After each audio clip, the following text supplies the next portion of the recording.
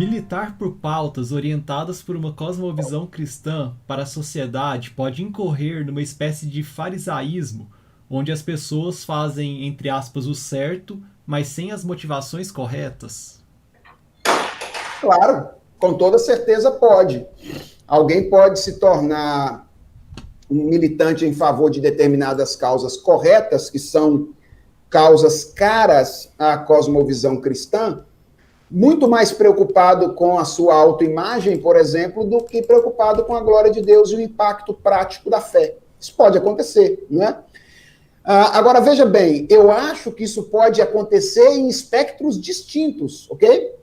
Em espectros distintos. Então, veja bem, o Daniel, ele levantou aí uma pauta, que é a pauta do casamento homoafetivo, que seria mais comumente defendida por um cristão conservador, né? Então, um cristão conservador poderia ir para as redes sociais, falar sobre esse assunto, brigar, desejando, por exemplo, ser reconhecido como um mártir da fé que morreu por causa de defender, ou por defender o casamento, quer dizer, defender a fé contra o casamento homoafetivo.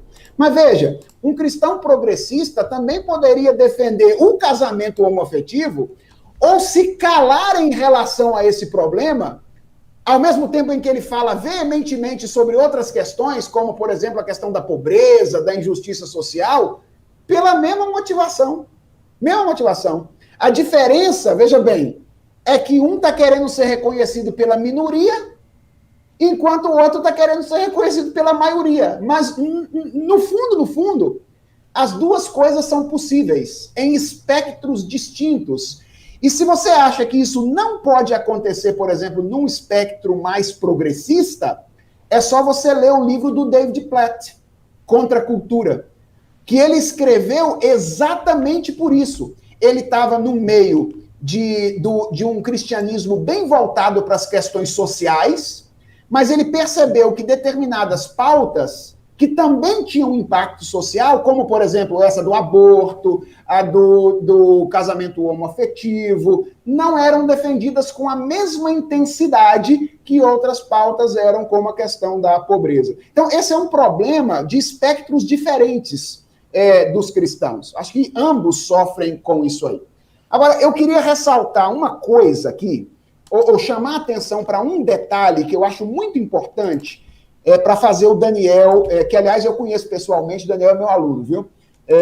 Pensar aqui, que é a seguinte: nem sempre a militância implica entendimento. Na verdade, atenção a isso aqui, é muito mais comum do que nós imaginamos ver cristãos militando contra alguma coisa, enquanto, em alguma medida, ele permanece preso àquilo contra o qual ele milita. Isso é muito comum. E atenção, o problema nem sempre é hipocrisia. O problema pode ser ignorância. Pode ser uma inconsistência causada pela ignorância. Então, deixa eu dar um exemplo. O Daniel levantou aqui a questão do casamento homoafetivo, certo? Por que o casamento homoafetivo é um problema? Nós sabemos que uma das razões, inclusive é um dos argumentos e acho que é um dos melhores que os cristãos têm levantado contra o casamento homoafetivo, é o fato de que ela é uma relação baseada em afeto, diferente da relação de casamento tradicional, que é baseada em um compromisso moral. E, portanto, essa relação seria incapaz de criar um ambiente necessário para o desenvolvimento de virtudes essenciais à vida humana, como perseverança, por exemplo, que depende desse vínculo baseado não no afeto, mas em um compromisso moral. Veja, tem uma cambada de crente nas igrejas se relacionando em casamentos heterossexuais baseados na mesma coisa em que os casamentos homoafetivos são construídos. Afeto e não compromisso moral. Uma cambada de crente que chega para o pastor e diz assim: ô pastor, eu vou separar da minha mulher porque a gente já não se ama mais. Ou seja, o afeto acabou. Veja bem, esse cara vai para a rede social brigar contra o casamento homoafetivo, porque, na teoria, essa relação não é adequada, porque é baseada em afeto. mas ele está vivendo o casamento heterossexual dele sobre as mesmas bases que ele está condenando lá na rede social. E o meu ponto é, nem sempre isso é hipocrisia. Às vezes, isso é falta de instrução, é falta de aplicação do ensino. Porque, frequentemente, nós pastores achamos que as pessoas têm condições de aplicar por si só aquilo que a gente diz. E nem sempre isso é verdade, não é? E a gente sabe que não é verdade, porque quando a gente não dá conta de aplicar o que a gente diz, a gente faz aquela oraçãozinha sem vergonha no final do sermão, né?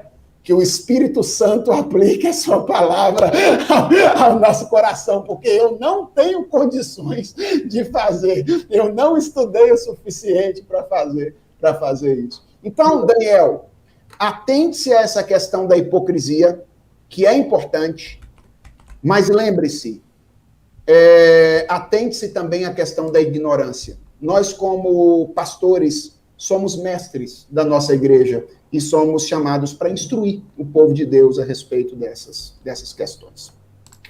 Enquanto o senhor falava, e na resposta anterior também, eu fiquei lembrando de uma leitura, assim, não é de cosmovisão, filosofia, mas, assim, de aconselhamento bíblico e pastoreio muito importante, do Lu Priolo, o desejo de agradar as pessoas, né? Muitas vezes a gente cai nessas contradições sem perceber, né, inconscientemente, tentando agradar as pessoas, essas pautas a gente enfatiza e enviesa o discurso buscando agradá-las, e também a própria consequência da idolatria da pessoa, né, de colocá-la nessa tensão polar que, mesmo que ela puxe para um lado por causa da idolatria, ela vai ser levada para o outro, né, o que o Van Til sempre falava do racionalismo levar a irracionalidades e assim por diante. E é muito forte isso, né? A gente percebe isso nas incoerências das pessoas.